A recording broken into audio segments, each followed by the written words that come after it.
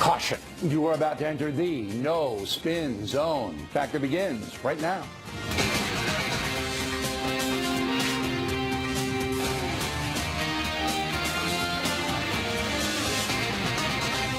Hi, I'm Bill O'Reilly. Thanks for watching us tonight. Another very busy day. Extreme vetting of those seeking asylum may soon be a reality in the USA. We'll deal with that in our second segment. But first, a pro-illegal immigration movement, and that is the subject of this evening's Talking Points memo. With President Trump signing executive orders to build a wall on the southern border and threatening sanctuary cities with a funding penalty, all hell's breaking loose. Many on the left simply do not want immigration law to be enforced. The cold truth is they want anarchy. They believe that everyone has a right to come to America for whatever reason. Some of these people advocate open borders with no restrictions on traveling to the USA. Some of them believe that the poor must be accommodated in every way. And some people who support illegal immigration do so for political reasons. Logic dictates that if America's immigration laws are unfair, Congress should change them, right? But right now, Talking Points believes what we have is pretty reasonable, the laws we have. You apply to come to the USA, and your application is either accepted or rejected. If you simply show up with no papers, you're violating U.S. law. Yet Jerry Brown of California, Governor Andrew Cuomo of New York, Governor John Hickenlooper of Colorado, just to name a few, say they will not obey immigration law. That, of course, is a violation of their sworn oath to uphold the laws of the United States. You don't get to pick and choose. So there really isn't any legal argument here. It's all about theory and politics. President Trump campaigned on ending the illegal alien madness. So let's take a look at what he wants to do. Right now, there are 654 miles of fencing along the southern border with Mexico. That leaves 1,300 miles of border without a barrier. Mr. Trump's going to expand the fencing and rename it a wall. It will not be constant. There are areas that don't need barriers because natural barriers prevent crossings. The primary reason a wall is needed is that tons of narcotics are being smuggled from Mexico into the USA. That's a scandal, and Mexico will not stop it, blaming the U.S. for drug consumption. But it's clear that Mexico is a passive partner in the drug and people smuggling industries. Therefore, that country should pay for at least part of the wall. I mean, here's how bad it is. The Mexican drug lord, El Chapo, is here in New York City right now because the Mexican government cannot put him on trial. He escaped twice from Mexican prisons. The most notorious criminal in the country escaped twice. The sad truth is Mexico's corrupt and cannot stop the drug cartels from doing their evil business, and will not stop millions of migrants from crossing its territory and entering into the USA illegally. Again, that is Mexico's fault. So if a barrier stops some of the drugs, why would anyone object to that? And today, President Trump suggested Mexico may have to pay a 20% tariff to fund the wall. This is all way too much for the Mexican president. He canceled a meeting next week with President Trump, who addressed the issue this afternoon. The President of Mexico and myself have agreed to cancel our planned meeting scheduled for next week. Unless Mexico is going to treat the United States fairly, with respect, such a meeting would be fruitless, and I want to go a different route. Now, it really doesn't matter who canceled what. What does matter is that last year, 560 pounds of heroin were confiscated at the Mexican border, 560 pounds. That's just a fraction of the heroin that got through. As you may know, 50,000 people died in 2015 from drug overdoses in the USA. By the way, more than 8,000 pounds of methamphetamine were confiscated at the border, but most again got through. So if you object to a wall designed to prevent drugs from being smuggled in here, what is your rationale? Now on to the sanctuary cities. It's clear President Trump is not ready to deport illegal aliens who do not commit crimes in the USA. He said that again yesterday. It is the criminal aliens that are being targeted by Homeland Security. Left-wing politicians know that, but lie about it. New York City has 500,000 undocumented people. We want them to come forward and work with the police if they see a crime, if they're a victim of crime. If they believe by talking to a police officer they will get deported and be torn apart from their family, they're not going to work with police. That's not the issue. Mayor de Blasio, an uber leftist, completely avoids the criminal alien subject, always trying to deflect the sanctuary city situation onto house painters and chambermaids. So dishonest. In Chicago, where the mayor cannot control gang violence, he remains defiant on criminal aliens. We're going to stay a sanctuary city. There is no stranger among us. We welcome people, whether you're from Poland or Pakistan, whether you're from Ireland or India or Israel, and whether you're from Mexico or Moldova, where my grandfather came from. You are welcomed in Chicago as you pursue the American dream. So you're welcome in Chicago even if you are a criminal alien, a felon. You're welcome in the Windy City because sanctuary cities do not flag undocumented criminals for federal authorities. They refuse to do that. That's the crux of the matter, that irresponsible politicians like de Blasio and Emanuel put their own people at risk for political gain. Neither man would be in office without pandering to the people who have recently come to this country and who may not understand the danger of sanctuary cities. It is political demagoguing at its worst, but it has some support. You are xenophobic. You are homophobic. You are pitting Americans against Americans. And fair-minded, smart Americans are not going to stand by passively and let you pit us against one another. You being President Trump. This week there were demonstrations in places like New York City, Washington, San Francisco, Denver, protesting against President Trump's executive orders. But again, exactly what are these people objecting to? Trying to stop narcotics from coming in here? Trying to get a handle on illegal aliens who commit crimes? Are they objecting to that, really? Part of Mr. Trump's executive action orders Homeland Security to make public a comprehensive list of criminal actions committed by aliens on a weekly basis. Also to list jurisdictions that fail to honor federal detainers with respect to undocumented criminal aliens. The Trump administration wants you, the folks, to know the full extent of the problem. Finally, the Government Accountability Office, an independent, nonpartisan agency that works for Congress, says that in the year 2015, 22,000 high-risk air travelers were prevented from coming to the USA. In that same year, more than 8,000 known or suspected terrorists tried to get in here, but were thwarted. So if protesters and these loony mayors think that open borders and lax immigration enforcement are good things, they're idiots and deserve to be scorned. Breaking it down, sanctuary cities and counties promote anarchy. If the left doesn't like immigration law, petition Congress to change it. If the mayors refuse to obey federal law, President Trump should cut off federal funds immediately. And that's a memo. Next on the rundown, the president's upcoming order to stop immigration from terror-ridden countries. Another big controversy we'll analyze. And later, Judge Pirro, furious with the far left in Hollywood. But why does the judge care about these people? Factors coming right back.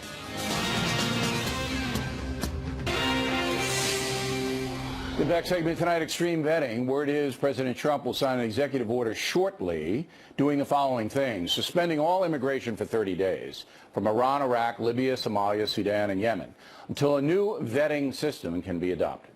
Syrian refugees are affected the most. The ban stretches indefinitely for them. All other refugee requests will be stalled for at least 4 months.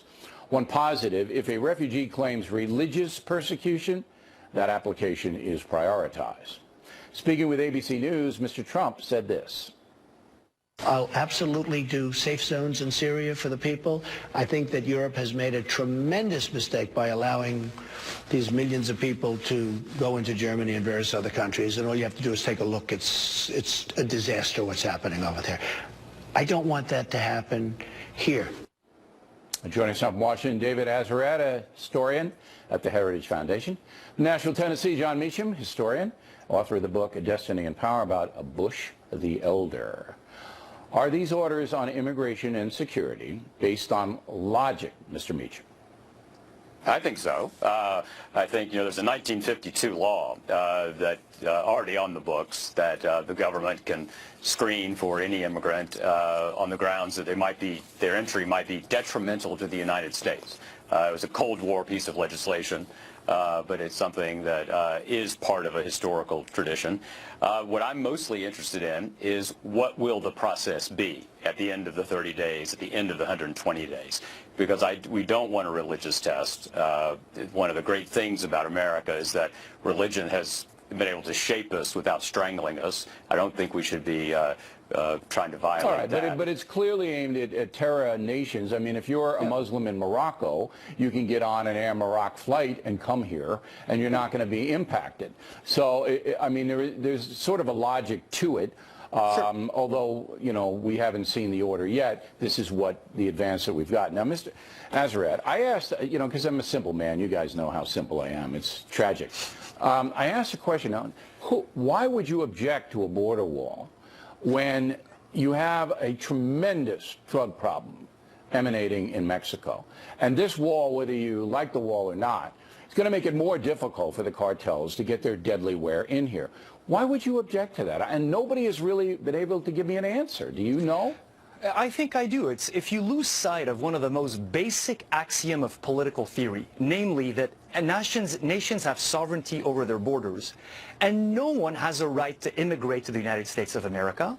No one has a right to become an American. And I say this as an immigrant who very much hopes to become, as an immigrant who very much hopes to become an American one day.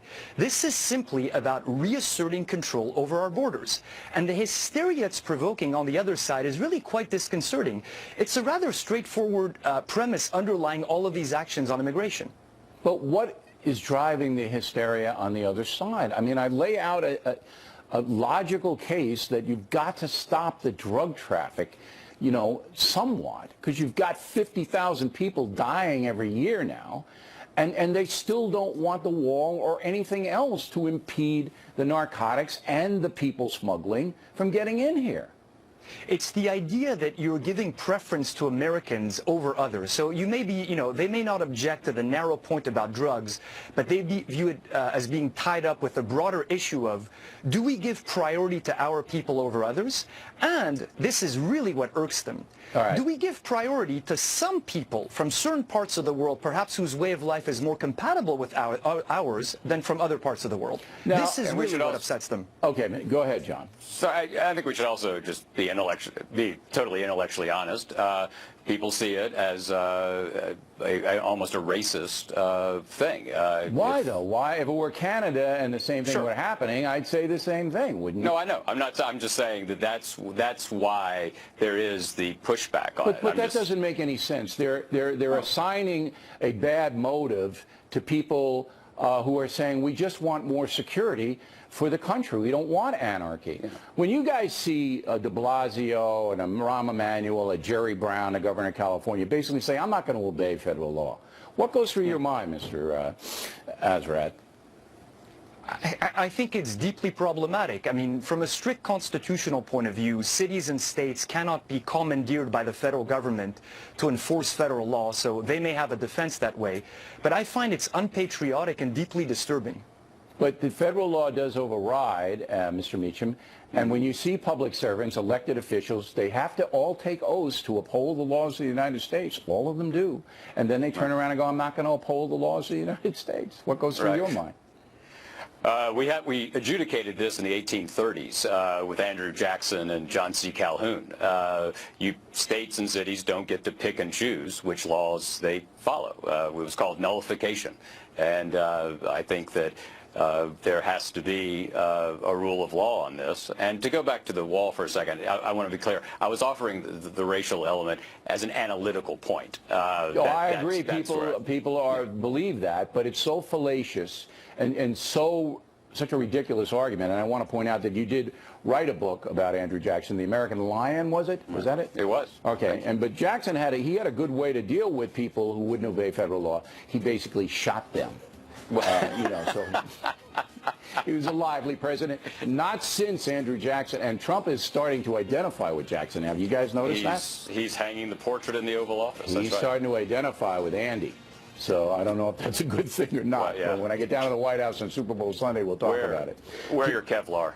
Gentlemen, thank you. Directly ahead, Judge Jeanine Pirro. Furious with Hollywood, but why does she care? And later, Bernie Goldberg on the president's interview with ABC News last night. Also, Waters talking to the folks about the Women's March upcoming. Outrage of the Week segment tonight. Far-left Hollywood people. As I mentioned last week, I used to cover this situation more extensively, but you guys convinced me through your letters that it doesn't matter what these celebrities say about anything. However, Judge Jeanine Pirro dissents. Joins us now with the outrage. So, the Women's March, where a lot of crazy things said, and then subsequently, and that you think it's outrageous. I was in Washington, Bill, at the Women's March. I was in the thick of it, and I heard language, and I heard the kind of destructive, divisive language that is the kind of thing that we can't even repeat on television. But it's about the disintegration of respect for the first family in this country. The First Lady being called essentially ignorant. Donald Trump, the President of the United States, being likened to Hitler and the devil.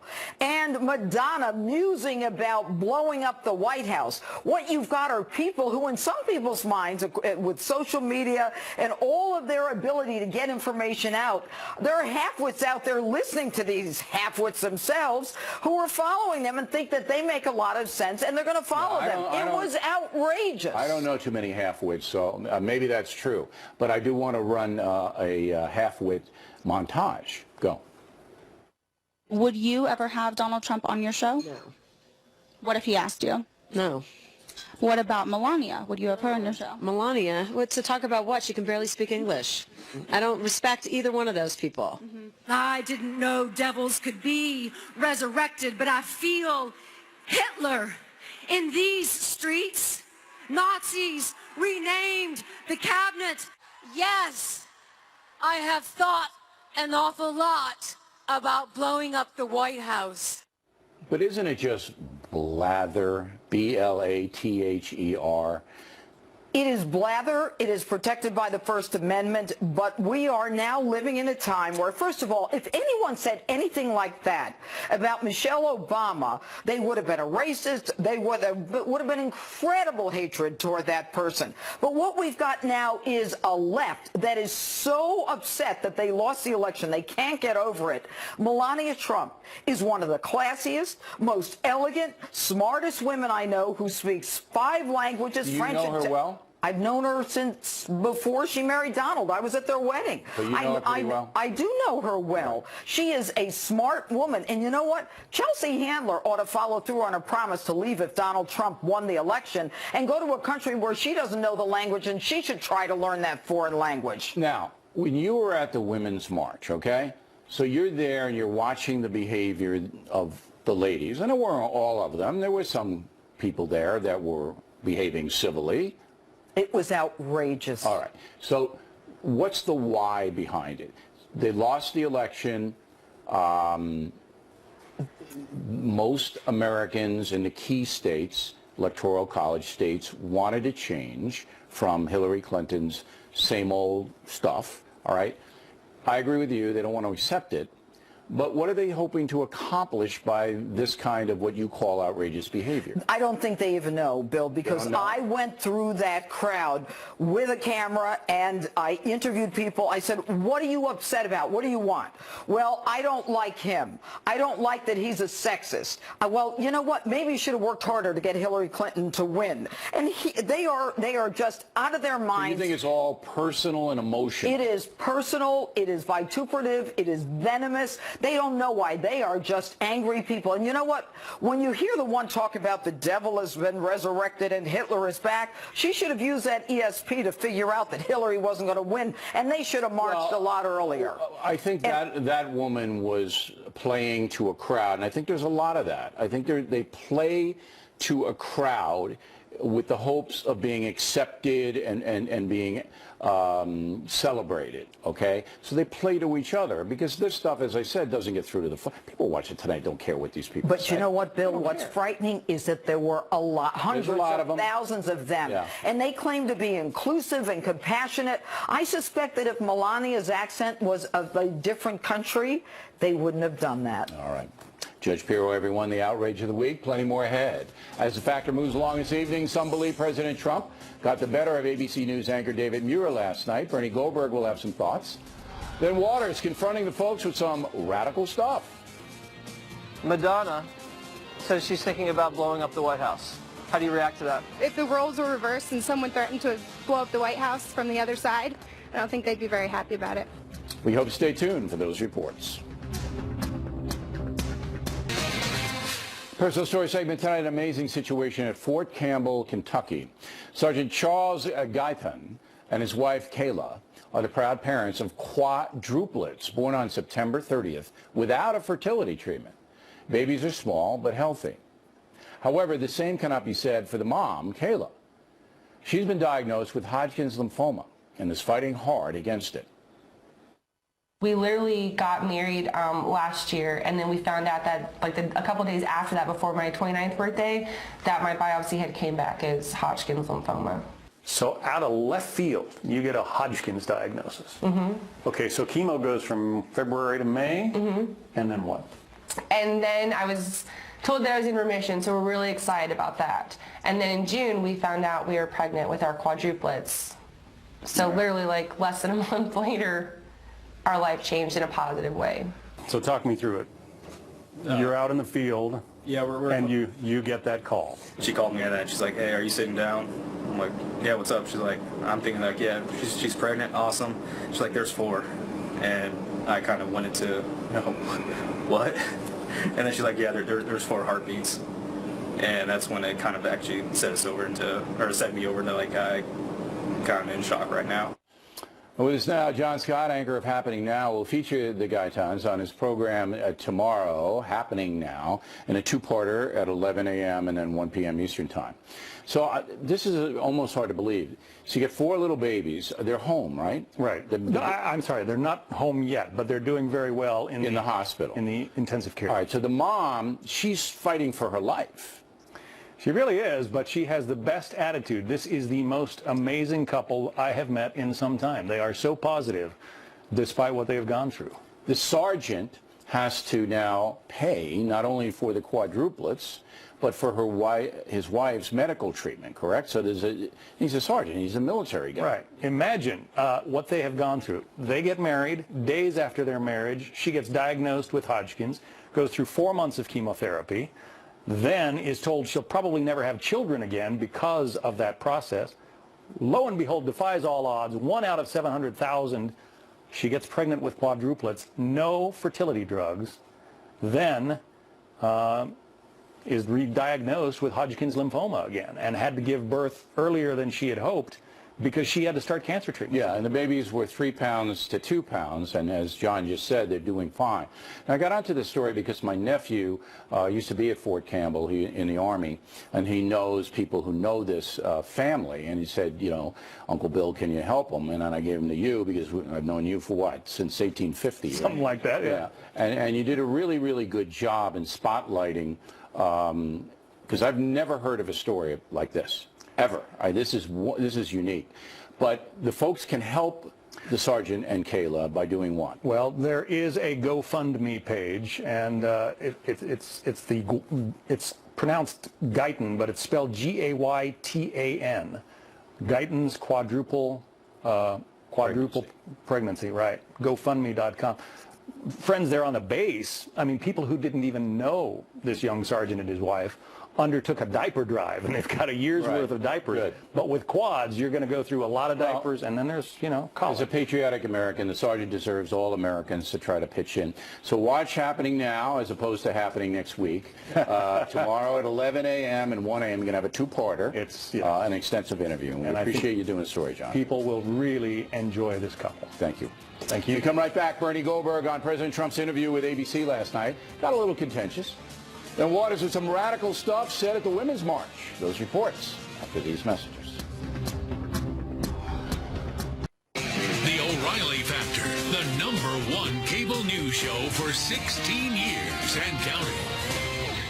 Thanks for staying with us. I'm Bill O'Reilly. In the Weekdays of Bernie segment tonight, President Trump's interview with ABC News anchorman David Muir. Seemed to me that Mr. Muir spent a lot of time on stuff like illegal aliens allegedly voting, the inauguration crowd size, topics that really don't affect policy or the lives of most Americans. At one point in the interview, Mr. Muir challenged the president over his proposed extreme vetting of people in Muslim nations. Look, David, I mean, I know you're a sophisticated guy. The world is a mess. The world is as angry as it gets. Well, you think this is going to cause a little more anger? The world is an angry place. All of this has happened. We went into Iraq. We shouldn't have gone into Iraq. We shouldn't have gotten out the way we got out. The world is a total mess. And joining us now from Miami, Bernard Goldberg. So that answer that President Trump just gave was in response to Mr. Muir saying that if we have extreme vetting, which I think we're going to have tomorrow, of Muslims, the Islamic world is going to get more mad at us. So assess it. Right. Well, let me deal with that first. I don't know how many Muslims in this country or around the world are actually going to be upset that we're trying to keep Islamic terrorists out of the country, but to the extent that some will be upset, too bad. As for the interview itself, David Muir, and this is not a shot, David Muir did a predictable, routine political interview. He asked the president about the wall, as you said, and he asked him about the millions of illegal immigrants that allegedly, according to Donald Trump, tried to vote. That's fine, but we've heard it before, and we've heard it a lot. Frankly, on a daily basis, we hear about this. I would have gone down a different road. I would have tried to break new ground. Instead of doing a political interview, I would have done a psychological interview, because I think it's at least as important what Donald Trump, his demeanor and what makes him tick and what motivates him. I think that's at least as important as who's going to pay for the wall. So here are 4 questions to give you a broad idea, Bill, as to what I'm talking about. Number 1, I'd ask him, I'd say, why do you brag so much? Because, competent people don't brag. He brags a lot. I'd ask him why he says so many things that are blatantly untrue. I'm trying to figure out, is he trying to mislead people, or does he actually believe a lot of this stuff? Third question is, I'd ask him why ratings and crowd size, which is a variation on ratings, why that stuff is so important to him. And then I'd ask why he brings up that millions, as many as 5 million illegal immigrants voted, in order to prove that if they hadn't voted, he would have also won the popular vote. He has to win not just the election, but he has to win every facet of the election.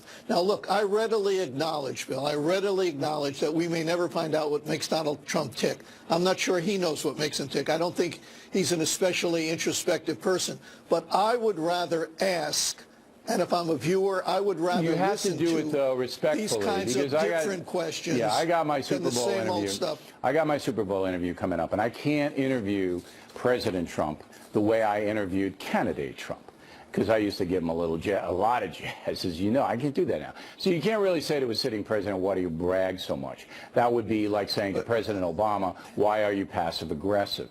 I think there were some nuggets in what you just said. Don't you think that would be more interesting? Don't you think that would be more interesting? But I know what he's going to answer. I've known him so well. I know him so well and so long. I know exactly how he's going to answer every single question. So you're not going to get what you're looking for. You're not going to get some deep-seated psychological answer. You're going to get. I agree. You're going to get. Hey, and that's why. I want the facts to be told. I don't want any distortions. I think the press is dishonest. He's going to come back to those things to justify what he says. And as far as, I'm not sure whether Americans at this point care. I think they want to see him solve problems. And that's the way I'm going in with mine. That's what Americans want from Donald Trump. Are you going to solve the problems that I feel are important? Last word. There's a lot of truth in that. I think there are two paths here. One is substance and one is style. On substance, frankly, I like a lot of what he's already done, and I'm keeping an open mind on the rest. But I think you're absolutely right that for not Americans in general, but for Donald Trump's most passionate supporters, you're right. They don't care if what he says is true or untrue. And I think that's a problem, too. Well, it may or may not be. You could say, he could say Martians from Venus voted. And I'm just glad it's an investigation because I want to find out if there is a problem with illegal aliens voting. So let's have the investigation. Hear, hear. Bernie Goldberg, everybody. Waters on deck. Some extreme statements, as we discussed at the Women's March last week. So he asked the folks to react to those statements. Waters is next. Back at the big segment tonight, Waters World, the Women's March edition. As you may know, there were some radical things said at the march in Washington last weekend. So Waters went out to sample reaction.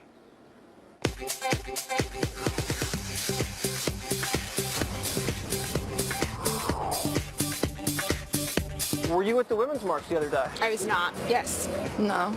I was. I'm a feminist. You are? Yeah, can't you tell? Right. I was sailing on Boston Harbor. I'm going to play some sound bites of these ladies, and you tell me what you think. Yes, I'm angry. Yes, I am outraged. Yes, I have thought an awful lot about blowing up the White House. Oh my God. Jesus, that's excessive. I don't think she actually means that. I mean, let's be realistic. It's Madonna. You don't think Madonna has access to dynamite? In her song, she does. That's what we call a sack lunch. I don't think that's going to solve anything. I think that's only going to make our problems worse. I think she went a little too far in the end. Do you think Madonna reflects poorly upon women when she says something like this at the Women's March? Yeah, she makes us look a little bit crazy. Are you a Republican, Democrat, or independent? Independent. I'm an independent. I'm the president of the Brown Republicans Club. How do you feel about rhetoric like that? I mean, I can understand it. Have you thought about blowing up the White House? No. Are women violent creatures? They can be. When provoked, yes. What are you looking for? Trouble? His widely reported symptoms of mental instability, including grandiosity, impulsivity, lead us to question his fitness for the immense responsibilities of the office. So that's Gloria Steinem. You're shaking your head like you might have agreed with that. I do agree with that. You gotta be kidding me. The size of the ego on our president right now is a very, very dangerous thing. Are you a Republican, Democrat, or independent? I would identify myself as a Democrat. I do think a lot of the statements that he's uttered recently are just not fact-based. Are you Republican, Democrat, or independent? Independent. I don't think he's unfit, for sure. Do you think it's appropriate for some woman like that to be questioning his mental capacity? For her to be showcased as calling him out is not a terrible thing. I think he just needs to class it up a little bit. And I didn't know devils could be resurrected, but I feel Hitler in these streets. A mustache traded for a toupee. Nazis renamed the cabinet. Electroconversion therapy, the new gas chambers. Is she comparing Trump to Hitler? Yep. Oh, gosh. I don't even know what to think. It's kind of just disgusting that women are saying these things. I think it might be a bit of an extreme alignment between Hitler and Trump, but I also think that some of the policies that are being put forth right now are unfortunately a tad reminiscent. Whatever happened to Ashley Judd? I don't know. That's what happened. Aha! Do you know who I am? No. I'm Waters, and this is my world. I did not expect this. Nobody expects the Spanish finishing position. And this is my world. Awesome. Thank you very much. I'm here till Thursday. Try the veal. I think you should go dress as Shrek next time. You want to see me like that? Because people would then gravitate toward you. I like that piece. There was some very good Some answers. intelligent to that. women, yeah. And they looked all honest. They weren't posing. Now, Saturday night you have your weekly program, Yes, right? I do. Okay, It's still on the air. World. Right. We stole that from you. So you went out to find some of the Congress people who boycotted the inauguration. Yeah, so about 2/3 of House Democrats boycotted, so we went to the Capitol to try to get some answers. Yeah. And we also ran into Representative John Lewis, who said some very nasty things about President Trump. All right, let's roll it. Congressman. Yes. Jesse Waters with Fox News. How are you? I'm very late and I cannot talk. I'm supposed to be in a meeting right now. I'll make it quick. No, I'm You not said talking. that Trump was an illegitimate president. Do you regret that?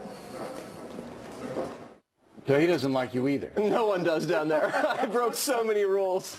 Yeah, you know, we do this because we want to. That's really the only reason, right? That's right. Because we know he's not going to, know, he's just not. And he shouldn't have boycotted, but look, that's on him.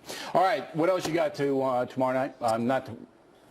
Saturday night, I also went up to Brown University, your favorite college, because masculinity is now toxic. Ooh. So you can't be too manly at Brown. Okay. So we had some questions. All right, so we'll be watching on Saturday. Waters, Factor Tip of the Day, another big win for this program. Tip, moments away. Factor Tip of the Day, ratings are in for last week. Good news for us in a moment. But first, if you go to BillO'Reilly.com or iTunes, you can see the Contributing Factor podcast with Robert Samuel. He's interviewing the author of the new book, Gosnell, The Untold Story of America's Most Prolific Serial Killer. Well worth checking out. Now the mail. Kevin Conboy. San Francisco, will Congress vote on case law as a standalone bill? Hope so, Kevin. It's what's being proposed at this time. Ray Prue, Cheyenne, Wyoming. Bill, calling well-paid elected officials heroes for supporting case law is disrespectful to the people who have truly earned the title. You are misguided, Ray. Senator Cruz and Congressman King are driving Kate's law, driving the bill, not just supporting it. And for that, they are heroic. Judith Fenton, Chester, New Jersey. I was saddened but not surprised that Geraldo would vote against Kate's law. You were gracious in your response. Mr. Rivera is paid for his opinion. I strongly disagree with it, and that's known. Not much else to say. Joe Ward, Revis, Tennessee. Bill, after your interview with President Trump at the White House, will you stay and watch the Super Bowl with him? Don't mix work with leisure, Joe. I'm watching a game at home. Sue Renard, Mill Creek, Washington. I told a friend that President Obama would pardon Bo Bergdahl or I would eat my hat. I'm looking for a small hat. I was somewhat surprised myself, Sue. A little salt, maybe Tabasco on it. Vincent D'Arcangelo, Hermitage, Pennsylvania. I'm a Vietnam vet who believes that having endured 4 years of captivity in Taliban hands, Bergdahl has suffered enough. Yosef Shimon, Tar Heel, North Carolina. I recently saw Dennis Miller in a 1996 movie called Bordello of Blood.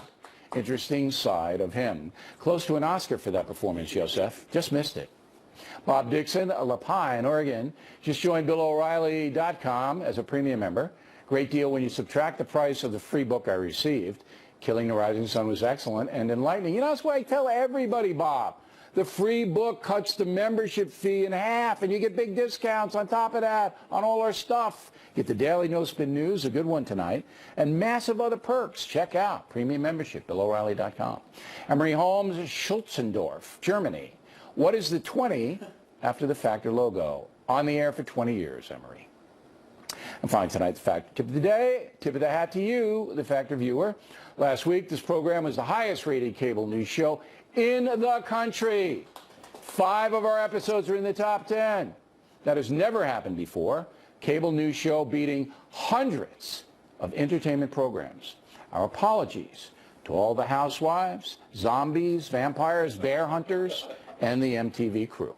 We're very pleased that you trust us and are watching us in such great numbers. Almost 7 million viewers last night for the 2 airings. Thank you. Factor Tip of the Day. And that is it for us tonight. Please check out the Fox News Factor website, which is different from BillO'Reilly.com. Also, we would like you to spat off about the Factor.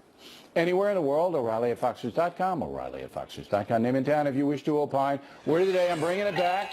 Do not be a blooter when writing to the Factor.